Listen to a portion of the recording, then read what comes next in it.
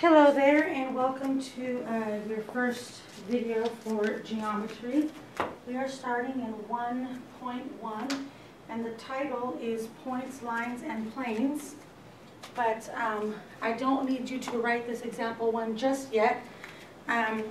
In geometry, we oftentimes have diagrams that are difficult to draw and whatnot. So I have here on the board a couple of definitions that I need you guys to write down into your notebooks. And so when I'm through talking, or at any point as the screen is up, you can feel free to pause and make sure that you write everything down. I just want to say a few things about the different things that we're talking about. We want to define point, a line, and a plane. I know it seems like they're pretty basic concepts, but nonetheless, sometimes people have the wrong definition, geometrically anyway. So I want to let you know that a point is a location. It has no shape, no size, and that confuses people sometimes because we denote a point with a dot. You can see the dot there. By the way, this information is found on page 5, I believe, of your textbook. So that's another place where you can get this information. And so anyway, it's defined as a location. It basically tells us where something is, but it doesn't actually have a size or any shape to it. And when we name points, we name them with capital letters, and then there's example point A. And so there you go, an example of what that would look like. A line is another geometrical object, and it's made up of points, plural, and has no thickness, no width. There is exactly one line through any 2 points, as you can see here with P and Q. And there's 2 ways to name a line. You can represent a line by using 2 points that are on the line. So in this case, for example, you could say that the line is PQ, like you have here. You can also name it by using a lowercase letter, and that's what you see here, the little m, the little lowercase m. So, or you could just call it line PQ. This is where it gets tricky. Geometry is very picky. So if you use the symbol of the line on top of the PQ, capital letters by the way, then you don't have to say line. It's kind of redundant to say line PQ and then write the symbol as well. So you can either just say line PQ, or you can get rid of the word line and just draw the line PQ. Also, you can go backwards, call it line QP. So there you go.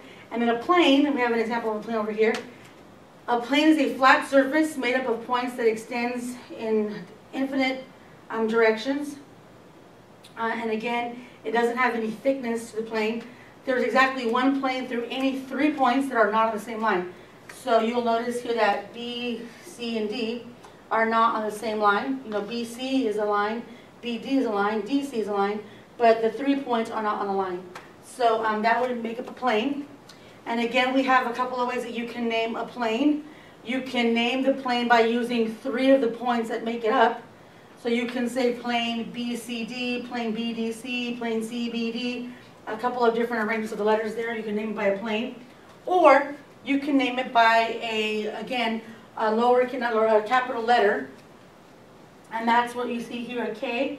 Notice that the C is next to point C, point D, point B. This is not a point. K is not a point. But oftentimes you find those letters at the vertices, if you will, of the drawing. It's not actually, the plane is not actually ending there, but just so that we have something to look at, that's kind of when you draw it where you would end, but we know that we said it goes in infinite directions. So it's not really ending there, but this is oftentimes where they place the capital letter. So you can also name the plane by using the capital letter there. So I can call this plane K, or plane BCD, as I said before, CDD, DCB, and there you go. And then we have a couple of definitions down here. Collinear points are points that lie on the same line. Non-collinear then would mean that there are points that do not lie on the same line. Coplanar, like collinear, different object, planes in this case. Coplanar points are points that are on the same plane. And so obviously non-coplanar would be points that were not on the same plane. So right now, point B, C, and D are on the same plane, plane K. So those 3 points would be considered coplanar. All right, So what I want to do now, if you'll pardon me as I go back to my screen back, here's a couple of examples. We'll go back to that first screen that we had earlier. And we have an example, and it says, use the figure to name each of the following. So for part A, it says a line containing point W. When it says containing, it means that point W is on the line. So we can see from our diagram, here's point W. So we need to name this line, and quite frankly, there are a couple of ways to do that.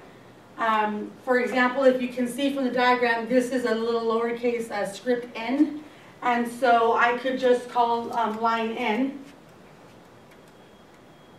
would be sufficient. I could call it line N, but that isn't the only thing that I could call it, because again, we said there's multiple ways that you can name lines. You can use a letter like that, or you can use two letters that are on the line. So any of these V, W, X, and Y, all those points are on the same line as W. So we could get here so many names. We could call it WX, line WX. We could call it XY. So notice that even though XY doesn't say W in it, it doesn't really matter because it's on the same line as W. So again, these are not the only answers. I don't want to write every single possible answer, but it could be VX, VW, VY, YV, XW, YV. There's a lot of different variations there, but basically they want you to give a name for this line. Part B says a plane containing point X. So they want you to name a plane that contains point X, and you can see that point X is right here at the intersection. And so that plane would be this blue plane that I have here. And again, you can call it plane P by that letter there that's in the corner. But again, it's not the only possible name for plane P. You could call it anything with three letters that are not on the same line. So for example, you could not, there is something you could not do. You could not call this plane VWX, because V, W, and X are 3 points. They are in the plane, but they're not non-collinear. In fact, they are collinear. So for a plane, the 3 points have to be non-collinear. They cannot be in a line. So what you could do is, though, call it VWZ, since Z is kind of over here. So VWZ would be a possible name for it. Again, you could call it XZY. Call it WZY. So there's other names that you could use, but just make sure that you don't use three letters that are in the same line.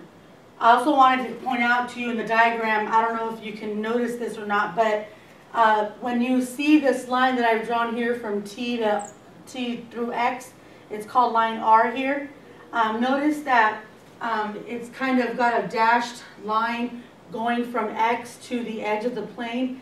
That is to indicate that the line R is actually going through the plane.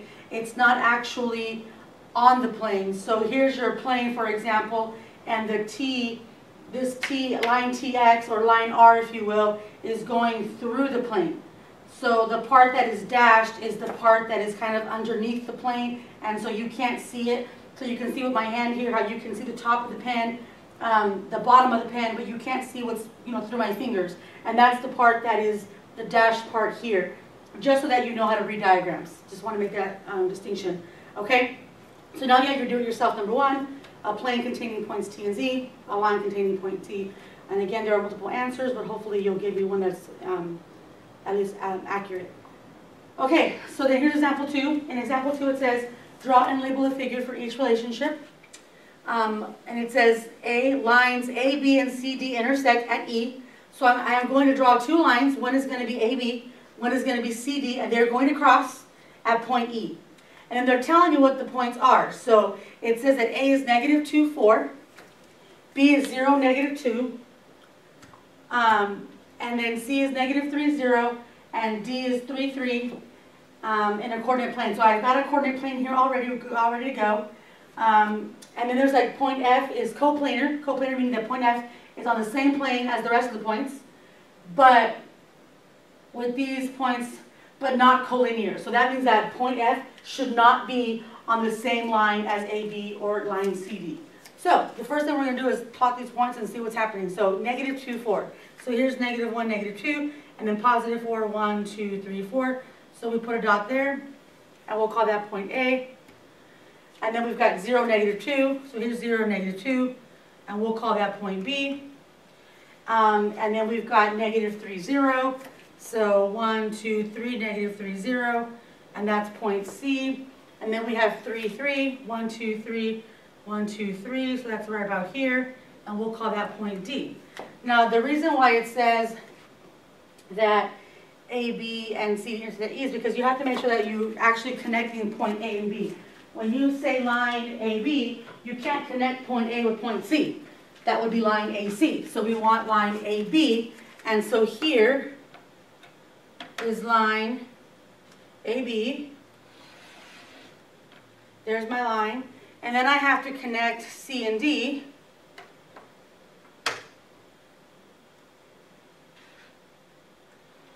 And there's my line, a little crooked there, sorry, for CD. And then it says that they intersect at point E. They never actually tell us what point E actually is, but we can see from right here that point E is actually negative 1, positive 1. All right, so that's point E, so that's the first part. Point F is coplanar with these points, but not collinear with A, B, or C, D. So first of all, we need to find another point on here, and we're just going to call it F. And again, there are multiple answers here. And all you have to do is find a point, pick a point, any point. I'm going to go ahead and pick, bam, right here. We're going to call this F. And it's going to be X is 1, Y is 5. And because on the same plane, it satisfies the first part, and it's not collinear with AB or CD. If it was collinear with AB, it would be on the line AB, which clearly it's not. If it was collinear with CD, then it would be on this line, which clearly it's not. So therefore, it satisfies the second portion of that. And so there we have it for example 2, part A. Now part B says QR intersects plane T at point S. So for this one, it's not as simple as the previous one. We have to draw ourselves a plane. And the easiest way for me to draw a plane is to kind of do it like in a diagonal, kind of slanted fashion. I kind of do something like this. There's my plane. I like to fill it in with a lighter color, if you will. You don't necessarily have to do this portion of it, but it makes it look a little bit cleaner, I guess, if you will. So, to set it apart, I guess, from the rest of the board. So there's my plane, and I need to call this plane something. This plane is going to be called plane T, so I can put in any of these corners a T. And QR intersects plane T at point S. So QR is going to be this line that's going to go through the plane. And I talked to you earlier about how to do that. So at point S, that means that it's going to cut through the plane at point S. So here, I'm just going to put a dot for point S. And the line is going to go, maybe starting here, and it's going to go through the plane. Now, in order for me to indicate that it's going through the plane, I have to use a broken line between here and here, like I said earlier, so that the pen can be, the line can be sticking out from the top, and then it'll be dashed right through where my fingers are showing, and you'll only see the top and the very bottom, not the middle. So right now I'm going to use a broken line, and then you can continue, once you've cleared the plane, you can continue drawing your line, and so that will indicate that the line is going through point S. But it's supposed to be called QR, and if it's called QR, that means that Q and R have to be on the line. So at that point, you could just call this Q, and maybe you could put R over here somewhere. Now again, the position of Q and R, I mean, Q can be here, it can be here, I mean, it just has to be on the line. Q and R both have to be on the line in order for this to work. So obviously you couldn't put Q over there and R over here. It has to be on the same line. And that is how we can get a diagram that has QR intersecting plane T at point S. So now you have this do-it-yourself A and B, and while you're doing that, if you're going to pause or whatever you're going to do, I need to get my next example set up for you, and it requires me using the document camera. So you can probably, pardon me, I'll go back to that. You could probably pause this, or you can start working on do-it-yourself number 2 while I get the document camera ready for you. Please bear with me.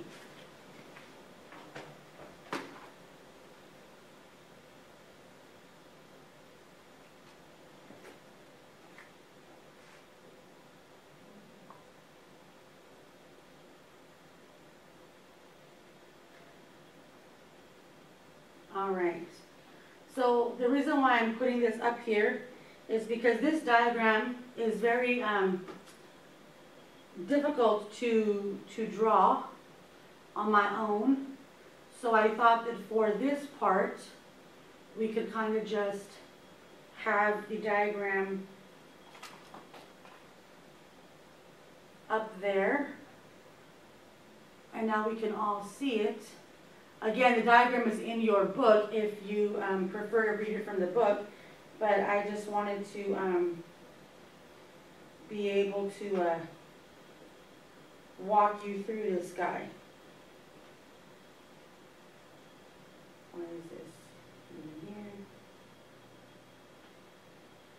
It's kind of in the way. All right. So, anywho, there we go. So, here's the diagram. You have this teepee tent looking thing sitting on a plane. And the very first question says, how many planes appear in this figure? And the answer, again, it would be best if you tried not to look at the answer right away, but we can obviously count the planes.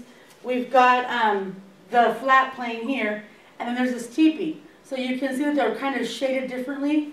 So there's a plane here with K, J, and H, those 3 letters. Remember we used letters to name a plane. There's also a plane, that's 2 now. We have the flat plane, the K, J, H plane. You got the one that's facing right here, front forward, which would be D, H, G. That's 3 planes. We've got D, G, F, 4 planes. And then there's 2 planes that are in the back. And you can see the letters because it's kind of shaded that way. There's D, E, F, which is this back plane. That's 5. And then we have D, E, J, the other back plane, and that makes a total of 6 planes. So how many planes in this figure? We have 6. Name 3 points that are collinear, and because we know that we can name answers differently, we want to be careful with this, okay? So we want to find 3 points on the same plane, and so we have an answer right here, D, K, and J are on the same plane. I don't think that there are any others. I don't see any others that are, you have 2 points there. 2 points, 2 points, 2 points. I think these are the only 3 points that are collinear. So point D, K, and J. So you can see that, that they have that here, points J, K, and D are collinear. Part C, name the intersection of plane HDG with plane X. So they want to know the intersection. When 2 lines intersect, they always intersect in a point. So when you have a line crossing a line, they intersect in a point. This is important, okay? But when a plane and another plane intersect, they intersect in a line, always a line. When you have 2 planes that cross each other, they're always going to intersect in a line. The easiest example I can give you is you're probably sitting in a room somewhere, so just look at the walls, and each wall is considered a plane. And when those 2 planes meet, the entire edge of that wall is basically the line where they intersect. So just want to make clear that 2 planes always intersect in a line, 2 lines always intersect in a point. But the question here is, you have a plane, HDG, which is right here, HDG, this plane right here, and it's intersecting, crossing, touching plane X, and plane X is over here, the flat plane. So the answer would be HG, okay? But notice that the answer here is line HG. It's not in point HG, segment HG, it's line HG. The entire line is an intersection. You can kind of imagine that it just goes on forever and ever in either direction. So when two planes intersect, they will always do so in a line. Okay, point D or part D.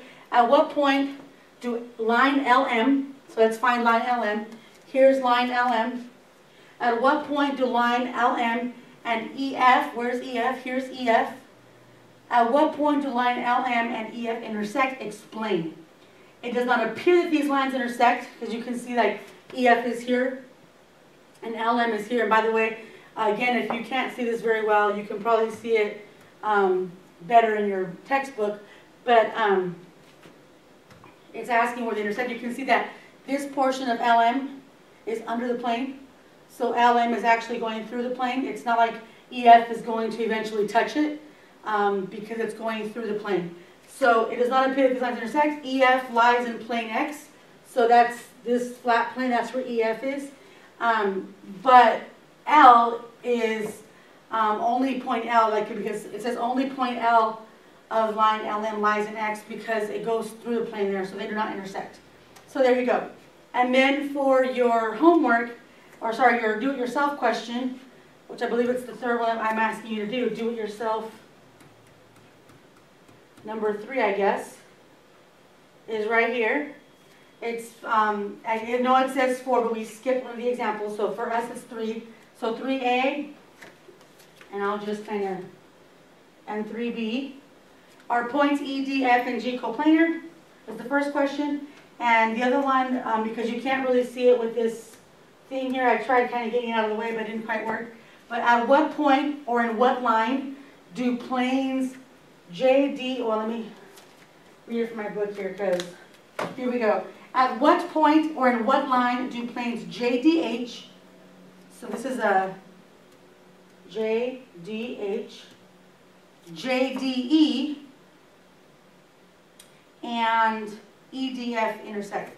So the only one we couldn't see was JDH, but JDE and EDF intersect. That's like your third do-it-yourself example question. Once you have completed that, you will be prepared for your lesson in class, and I thank you for joining me.